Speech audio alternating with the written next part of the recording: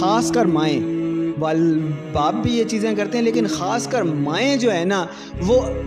ایک تو اپنی محبت کا وہ جھانسا دینے کی کوشش کرتی ہیں کہ جی مجھے بڑا پیار ہے تم سے، وہ ہے آپ کو پیار، لیکن اس کا یہ مطلب نہیں ہے کہ وہ آپ کسی لڑکی سے پیار نہیں کر سکتا آپ کا بیٹا۔ اور پھر اس کے بعد مائیں، آج کل پورا سسٹم ایسا بنا دیا گیا ہے کہ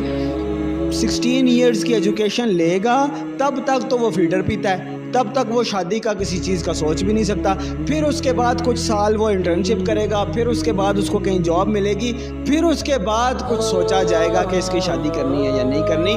پورا سسٹم ایسے بنایا ہوا ہے کہ نکاح کو جتنا ڈیلے کیا جا سکے، جتنا دور کیا جا سکے، جتنا مشکل کیا جا سکے،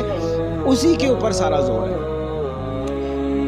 اصل پرابلم بیچ میں یہ ہوتی ہے، مائیں جن کی میں بات کر رہا تھا وہ یہ کر رہی ہوتی ہیں زیادہ تر کہ بیٹے کو وہ اپنے ہاتھ